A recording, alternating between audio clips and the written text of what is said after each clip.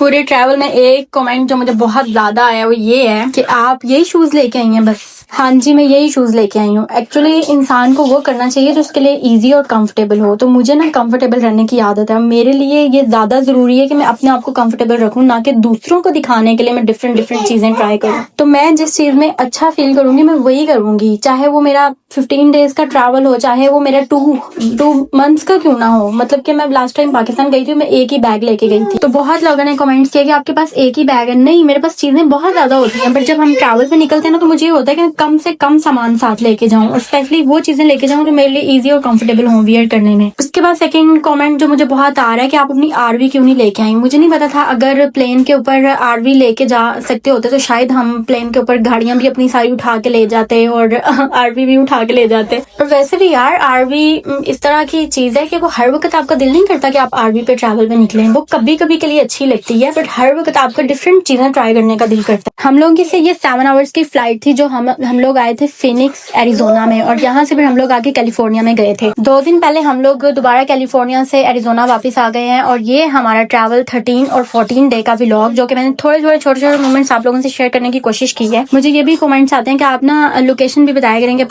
किस लोकेशन पे हैं और ये क्या है, और मतलब हमें भी ट्रैवल में आसानी हो। तो हम लोगों का ये सीन है कि हम बहुत ज्यादा लोकेशंस को ट्राई नहीं करते। लाइक हमारे बच्चों के साथ हमें जो कंफर्टेबल होता है ना, हम सिर्फ वहां पे जाते हैं और बस उतना की ट्रैवल करते हैं। बट ज्यादातर हमें इस चीज से होता है कि जिस जगह पे हम आए हैं उनके खाने ट्राई करें और वहाँ का रियल कल्चर इंजॉय करें। स्पेशली हिस्टोरिकल प्लेसेस पे हम लोग कम ही जाते हैं, बट रियल कल्चर से हम लोग ज्यादा लिंक्ड रहने की कोशिश करते हैं। और मुझे ना ये कमेंट भी आता है कि आप ना व्लॉग्स थोड़े लॉन्ग बनाया करें। मैं जब लॉन्ग व्लॉग बनाती हूँ मुझे समझ नहीं आती है मैं बोलूँ क्या इसलिए फिर मैं शॉर्ट से शॉर्ट रखने की कोशिश करती हूँ। लेकिन आज का व्लॉग फिर भी लॉन्ग हो गया ऑलमोस्ट। मुझे पॉपकॉर्न खाना इतना पसंद है कि पूरे ट्रैवल में मैंने और मेरे बच्चों ने पॉपकॉर्न बहुत खाए हैं और बहुत शौक से खाए हैं। बाकी मैं कोशिश करती हूँ कि मैं आप लोगों के साथ पॉजिटिव बातें शेयर करूँ, पॉजिटिव चीजें शेयर करूँ। मुझे पाकिस्तान के बारे में भी कमेंट आता है कि आपने पाकिस्तान कब आना है। तो सून आप लोग अपनी आंखें बंद करें, मैं पाकिस्तान पहुंच जाऊंगी मतलब मैं ऐसे सोचते हुए आंखें बंद करूँ पाकिस्तान पहुंच जाऊँ। अच्छा, मुझे एक कमेंट आया हुआ था कि आपके पास अगर पासपोर्ट है तो आपको पाकिस्तान मूव